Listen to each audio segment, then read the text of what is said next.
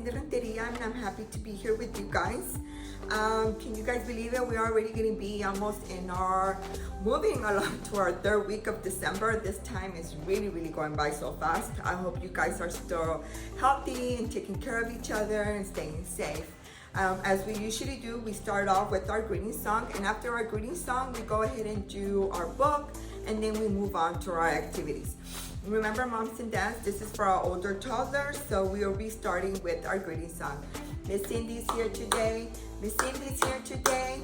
Clap, clap, clap. Miss Cindy's here today. So you go ahead and take a pause, and you guys go ahead and sing it with your son and daughter. And like I always say, you want to incorporate anybody else in the home, anybody else's name, like grandma, grandpa, or even a pet if you do have a pet, and just have them sing along or add everybody to the song. I know as far as now, many of you already know our greeting song, so hopefully when we come back from our winter break, Miss Cindy will switch it off and we'll go ahead and sing another song as our greeting song, since we'll be moving on to transition in our kids. Can you guys believe it? Your little ones will be going to Head Start pretty soon, so that's fun. We're gonna go ahead and start with our book. I have here Polar Bear, Polar Bear. I have this book here for you guys, Polar Bear, and it's an Eric Carle book. Have you noticed all this month we've been focusing on Eric Carle? He makes pretty good books. So we start off with saying this is the front cover of the book, the spine of the book, and the back of the book. We want to say this every time we read to our little ones, and just get them accustomed to saying the front of the book, the back of the book, the spine of the book. Because remember, moms and dads, as soon as our children go to Head Start, when they do their circle time and their greeting and everything in the morning and do the morning song like we normally do, they will be doing the same thing. They will be identifying the front cover of the book, the spine of the book, and the back of the book with their classmates. So it just gives them a heads up of what is it that they're going to be doing in their classroom. We're going to go ahead and start. Polar bear, what do you hear?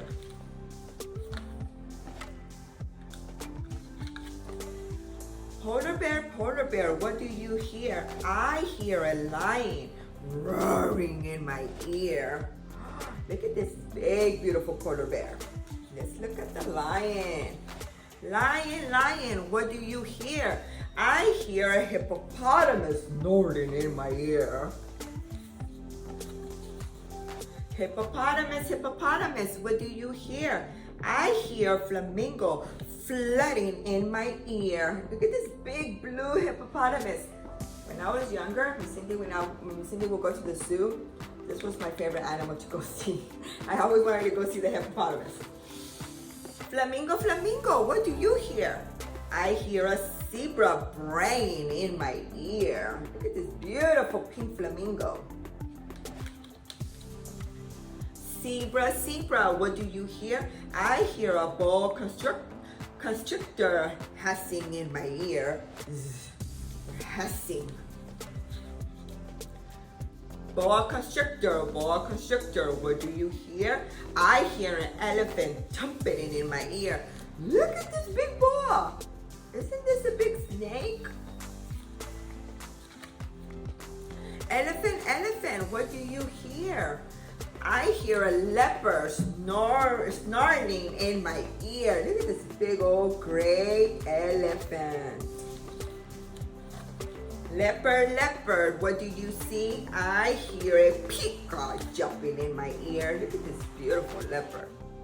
As we read to our little ones, we want to be giving them open-ending questions, moms and dads. So here's a perfect thing. You can always ask him, what color is this? What color do you see? What kind of sounds does the leopard make? Walrus, what do you hear? I hear a zookeeper whistling in my ear. Can you guys whistle? That's as far as Miss Cindy can whistle. Not a very good whistler, but. Zookeeper, what do you hear? I hear children. Growling like a bear, roaring like a lion, snorting like a hippopotamus, flaunting like a flamingo, braying like a zebra, hissing like a boa, trumpeting like an elephant, snarling like a leopard, yelping like a peacock, bellowing like a walrus. That's what I hear. D. And I hope you guys enjoyed this book. As you like moms and dads, like we usually say, we want to make reading a fun time for our little ones. We want to make it a routine. We want them to want to enjoy reading. Even if they bring a book up to you, or let's say you may have 15 minutes before you start dinner, you don't have to read the whole 15 minutes. Even if you read 5 to 10 minutes with your child, those 5 and 10 minutes are more than enough. Then you don't have to sit there and read for 30 minutes or so. It's just taking the time with you as a parent to sit with your little one and just give them that one-on-one time, especially when it's reading. It's really, really good when it comes to one-on-one. One of the parent activities that you received this week is going to be, how do I sound? As you guys can see, we said many sounds here. So now we're gonna be doing an activity of how do I sound? How does mommy sound? How does dad sound? How does brother and sister and myself? You're gonna be talking and taking turns in conversations.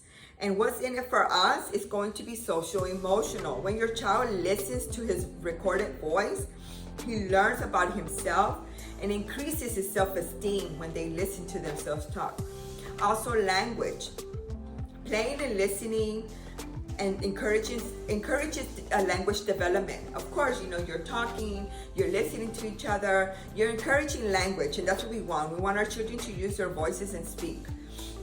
Asking open-ended questions invites your child to share his thoughts or her thoughts. It's learning how to have a conversation. So this activity is going to be basically you and your child will be hosting conversations. How are you going to be doing this activity? You're going to be doing this activity with a favorite toy, a toddler book, a camera. You can use your cell phone for that. You don't have to necessarily have a camera. And what you're going to be doing is you can call your phone and leave a voice message.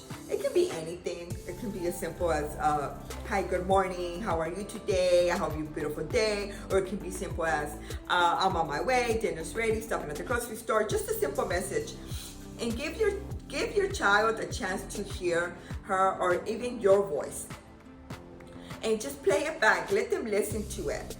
And if and when you're trying to record or have a conversation, your child is hesitating, doesn't know what to say or doesn't know how to start it, and what you can do is give them like hints. Like, what do you say when you first wake up? What do you do with this toy? And that's gonna open their mind to answer back, and they could probably tell you, oh, I brush my teeth. Oh, I get off the bed, or this toy is a car. And every time your child is asking you why, and I know this happens a lot, at this age group, and you ask why for many things, that's a way of you holding a conversation. Your answer can be, what do you think? Or let's say you're washing dishes, right? And he's asking you, why are you washing dishes? You can say, oh, mommy is getting ready to, just cleaning the kitchen. Or what do you think? Just flip the question over and have them answer back to you. And listen closely when your child talks during pretend play, and reflect on those conversations. Many times our children, wander off and they start pretending play. They start, playing with their toys and everything. Listen to that, and that can give you an advantage of the conversation you guys can host the next time you guys are talking. And a book sharing for you this week will be, record yourselves reading together. If you have to be away, your child can listen to this recording. It will bring comfort to him while you're gone. And that's an awesome idea. We can always, sometimes our work schedule can change, and we could be at work in the evenings or early mornings normally when you will have reading time with your child. So if you record yourself, they'll be able to see you reading them the book, and it'll bring them comfort. And then also in your child's brain, emotional development is happening in an area of the brain where your child is sorting out feelings about himself and growing self-awareness. At this age, it's very important. They are still like sponges, absorbing everything. This is their prime time. And what it is for you as parents, your parenting behavior is going to be communication. When you ask your child a question that don't have a yes or a no response, answer, you are helping him to learn about having conversation. He is sharing what he or she thinks and listening to ideas as they're talking and taking turns. Remember, moms and dads, we do want to have conversations with our little ones, and it always helps them. At this time, they're developing what it is, their language, their social emotion, or they're feeling more confidence and everything.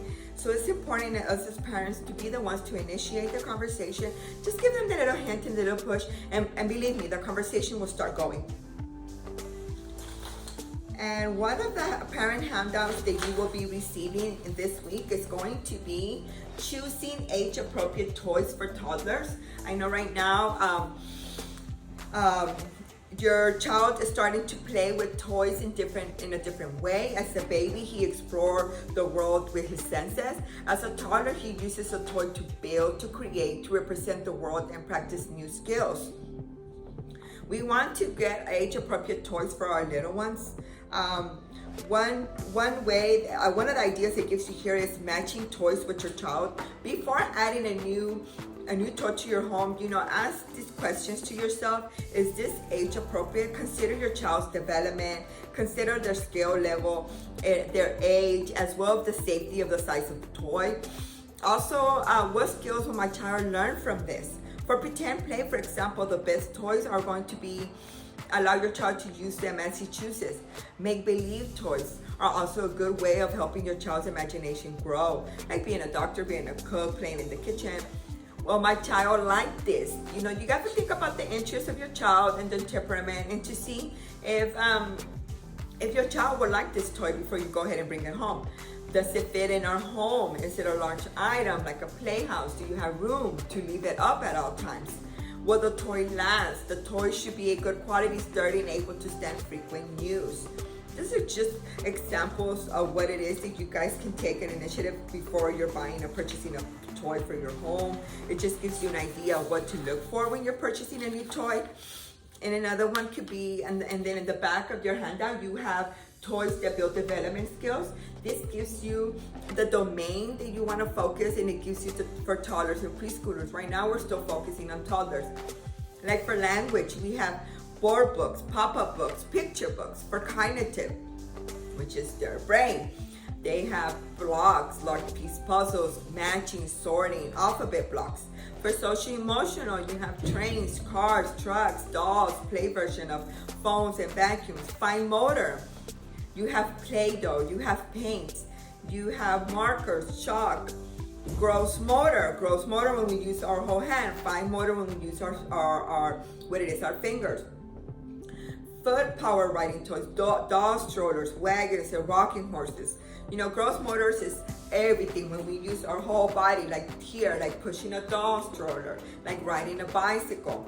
It just gives you, this is pretty neat. It gives you an idea of what toys you can use if you're focusing on one certain domain, or if you want it to be on, let's say, a social emotion, or you want it to be more focusing on language. And you can always ask your home visitor, and whenever she gives you a call, you do your Zoom, you guys can discuss this. And the other handout that you're going to be receiving as well is going to be, Miss Cindy's going the wrong way. I'm flipping the page the wrong way. Help your child handle stress. Right now, many of us are suffering from stress, especially during this time of COVID. We would normally be out and about more often, or be with our friends, or be as a family, and now it's really hard, and your child could be going under stress. Maybe your little one was used to going to the library for a reading book, or going to the neighbors to play, and now they're confined at home. Or now they were used to going to the park or going to an outing, and now that outing is very difficult. It's not as much as we want to, and that can give stress to our little ones. And here they have possible causes of stress. This can be another stressor. Changes in their life, having a new baby or moving into a new place.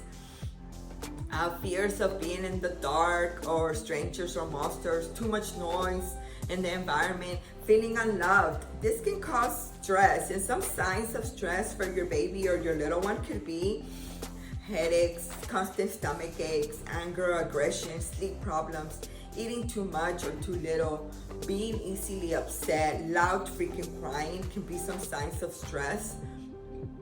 And this is some tips of how you can help your child if they're, helping your child handle stress could be just being a mommy. Hug and cuddle them, massage your child, play or sing a soft song, read or tell them a calm story, give them a warm bath, of course with you being around, rocking or staying rhythmically, or let him use a pacifier or suck his thumb. This is just ways of how you can help your child handle stress. And specific causes of stress and ways to help. Separation. Sometimes it's hard when we drop them off at the babysitters because you have to go to work or you have an emergency in the family. That can cause stress. Prepare to your child gradually for times that you will be apart. Tell him you will be back. Cuddle him when you return. Make them feel that comfort of like my mommy's back and my mommy's here. Also, as changing a daily routine. When like they're starting daycare or moving to a big bed, beginning toilet learning, that can be a cause of stress. And then also bringing a new baby into the home. Remember, parents, constant communication helps us as adults and it helps us our little ones too. One way that you can reflect in this parent handout will be take time to watch your child. These things stress my child out. Make note of it. What do I do to help my child handle the stress? And then other relaxation techniques I can try. Just remember, us as parents are always the prime example. Our children lead by example. And the way that we handle stress is going to be mainly the way that your child will handle stress.